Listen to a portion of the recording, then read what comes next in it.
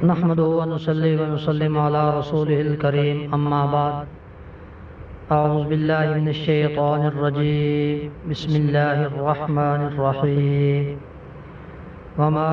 أصابكم من مصيبة في الأرض ولا في أنفسكم إلا في كتاب من قبل أن نبرأها صدق الله العظيم۔ آج کے مختصر وقت میں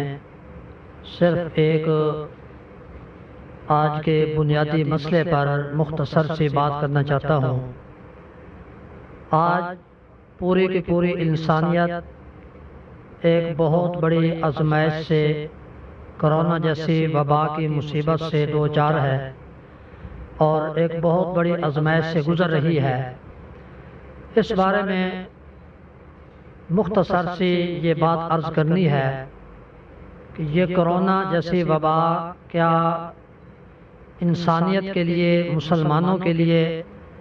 آزمائش ہے یا مصیبت ہے؟ اور اس کی وضاحت ایک حدیث مبارکہ کا مفہوم بیان کر کے میں کرنا چاہتا ہوں کہ مصیبت اور آزمائش میں کیا فرق ہے۔ مفتی اعظم مفتی تقی عثمانی صاحب دامت برکاتہ العالیہ نے ایک حدیث مبارکہ کا مفہوم بیان کیا جس سے اس بات کو سمجھایا کہ یہ ہمارے لیے آزمائش ہے یا مصیبت ہے اور عذاب ہے اللہ پاک کی طرف سے۔ حدیث مبارکہ میں آتا ہے، نبی پاک صلی اللہ علیہ وسلم نے فرمایا، جس کا مفہوم ہے کہ اگر کسی مصیبت کے آنے کے بعد ہمارا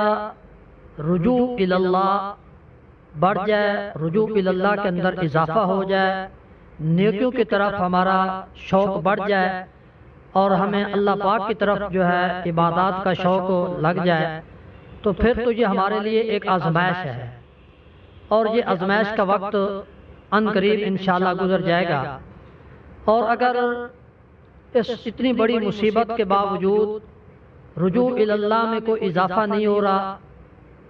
اور رجوع اللہ کی بجائے ہم سے گناہ سرزد ہو رہے ہیں اور ہم برابر اللہ پاک کی نافرمانی میں لگے ہوئے ہیں، تو پھر یہ مطلب ہے کہ یہ اللہ پاک کی طرف سے ایک بہت بڑی مصیبت اور عذاب کی صورت میں ہے۔ اگر تو رجوع اللہ ہے کہ اندر اضافہ ہے تو پھر تو اللہ پاک کا ہمیں جو ہے شکر ادا کرنا چاہیے اور زیادہ رجوع اللہ کرنا چاہیے کہ اس کی وجہ سے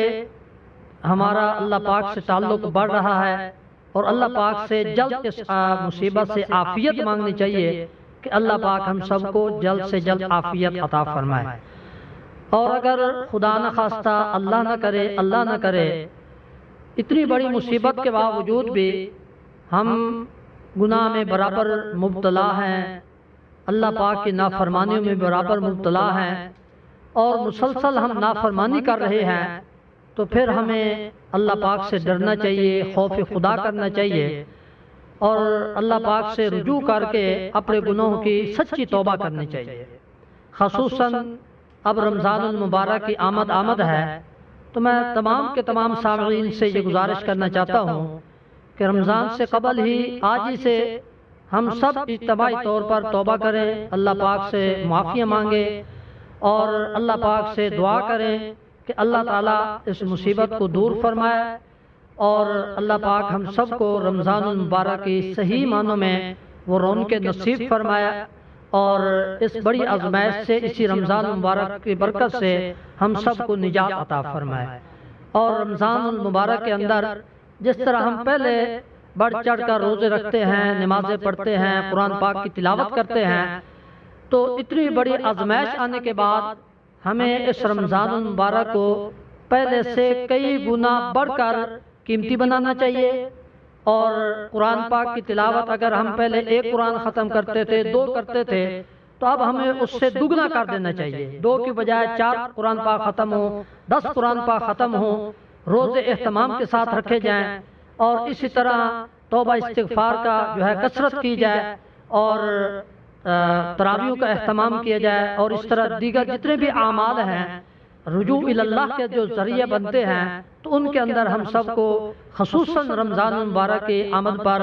اللہ پاک سے صحیح تعلق بنا کر رجوع اللہ کر کے توبہ استغفار کی کثرت کر کے اپنے رب کو راضی کر کے اس رمضان المبارک کی جتنی گھڑیاں ہیں ان کو قیمتی بنانے کی اللہ پاک ہم سب کو توفیق عطا فرمائے۔ اللہ پاک سے دعا ہے اللہ ہم سب سے اس مصیبت کو دور فرمائے اور اللہ تعالیٰ اس آزمائش سے جلد ہم سب کو نجات عطا فرمائے۔ وآخر دعوانا ان الحمدللہ رب العالمین۔